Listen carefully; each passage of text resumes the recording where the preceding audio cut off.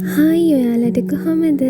ඉතින් ඔන්න මං අලුත් කතාවක් අරගෙන තමයි මේ ආවේ. ඒකේ නම තමයි අනියම් බිරිඳ. ඉතින් වැඩි කතා නැතුවම අපි ඒ කතාවට යමු. පළමු කොටස. මගේ මේ කතාව කියවෙන ගොඩක් දෙනා මට බනිනවා කියලා මං දන්නවා. ඒ වුණත් මම මේ කතාව හැමෝටම දැනගන්න කියන්නේ මං වගේ ජීවිත ආයේ ඉපදෙන්නවත් ඕනේ නැති හින්දා. අනේ ශාක්‍ය අම්මලා කියන විදිහට මං කොහොමද අඳුරන්නේවත් නැති කෙනෙක්ව බදින්නේ? පොඩ්ඩක් තේරුම් ගන්නකෝ. නිසල්යා මම නෙවෙයි, ඔයා තමයි මේ දේවල් අම්මලට තේරුම් කරවලා දෙන්න ඕනේ. ඔයාලගේ අම්මලා හිතන්නේ හරි සාම්ප්‍රදායික විදිහටනේ පැටියෝ. ඒ මගේ පණ. ඔව් මං එහෙම කිව්වොත් හරියටම හරි. එයයි මගේ පණයි මට දෙකම සමානයි.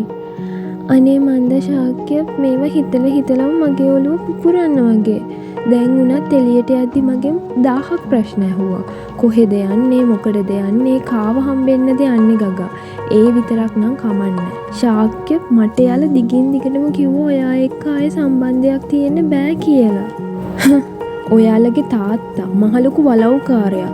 ඔයාගේ මුළු පවුලටම ඕවා තමා ඔළුවට ගහලා තියෙන්නේ. දැන් ඉතින් අර අලුත් මනමාලයා එක්ක සතුටින් ජීවත් වෙන්නකො නිසල්යා.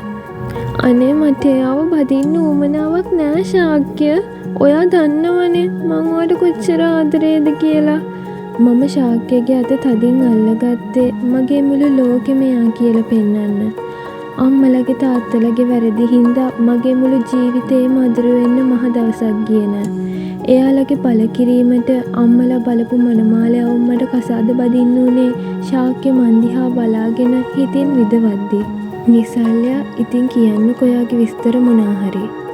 අලුත බැදපු මනමාලයා කේශර වික්‍රමසිංහ. වික්‍රමසිංහ පරම්පරාවේ එකම කොල්ලා. මහලොකු සල්ලිකාරයා. මට දැක්කමත් ඒ මිනිහව අප්පිරියයි. ඒ තරමටම මට එදා ඒ කසාද තිත්ත වෙලා තිබුණේ.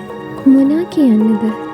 අපි දෙන්නගේ පළවෙනි මංගල රැයේදී එයා මගෙන් අහපු මුල්ම ප්‍රශ්නේ තමයි ඒත් මට එයා ගැන පැල්මකින්වත් ආදරයක් නම් ඇති වුණේ. එයා ටික මල් ළඟට ලං වෙද්දි මං කරේ මෙයාගෙන් පුළුවන් තරම් ඈත් වෙන එක. ප්ලීස් කේශර මට නිදා ගන්න ඕනේ. මහන්සි ටිකක් එහාට වෙලා නිදා ගන්නකෝ. මුකුත් සද්දයක් නොකරම කේශර මගේ ඇගේ ගෑවි නොගෑවි එහාට වුණා. නෝනා උදේම කාමරයේ දොරට තට්ටු කළේ ඒ ගෙදර වැඩට හිටපු සීලම්මා. කාලෙක ඉඳන් කේශරගේ පවුලේ යුම් පිහුම් වැඩ සිද්ධ වුණේ මේ සීලම්මාතේ. විශ්‍රාම අරන් ගෙදර ඉන්න ඕනේ වයස වුණත් සීලම්මා කේශරගේ පවුලට එක හිතීම බැල මෙහෙවරකම් කළා. කියන්න සීලම්මේ මම දොරේ අගුල ඇරියේ එහෙම කියාගෙන. නෝනේ කරදර කොරාට සමාවෙන්න ඕනේ. නෝනලා කන ජාති දන්නේ නැති හින්දාම මට අහන්න හිතුණා. උදේට උයලා ඕනේ මොනාද නෝනේ? මගේ හිතේ යටපත් වුණ කේන්තිය උඩට එන්න මහ වෙලාවක් ගියේ නෑ. කනේරු ඇට ටිකක් උයලා දීපන් මට කන්න. සද්දෙම මං කාමරයේ දොර වැහුවේ කේශරත් නින්දෙන් ඇහැරෙද්දි. ඇයි මේ නිසල්යා මොකද උනේද? අර ඔයාලගේ වැඩකාරයොන්ට කියන්න උන්ට උන්ගේ තරමට ඉන්න කියලා. එනවා මෙතන කාමරේ දොරවල් වලට තට්ටු කර උදේ පාන්දර.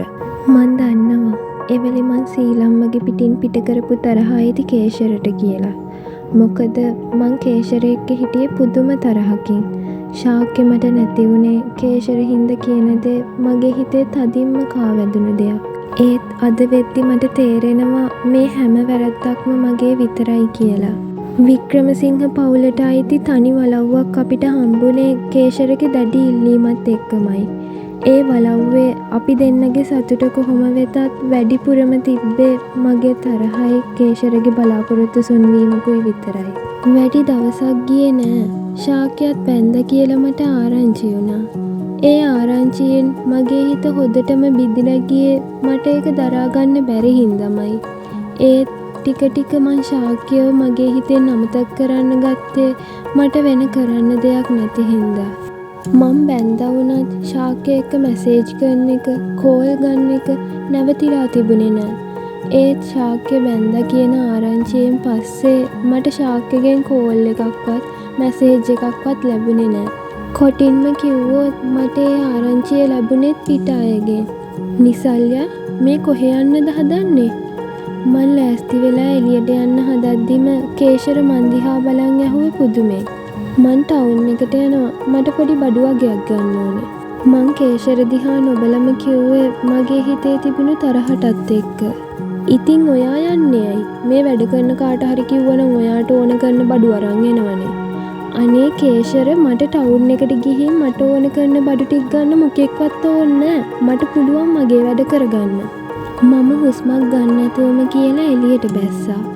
එහාට මෙහාට ඇවිදලා මට ඕන කරන බඩු අරගෙන මහන්සි හින්දම කඩයක් ඇතුළට රිංගුවේ මොන හරි බොන්න හිතාගෙන. ඒ එක්කම දැක්ක දෙයින් මගේ ඇස් දෙක අදහ ගන්නවත් බැරුව හිටි තැනම ගල්ුනේ.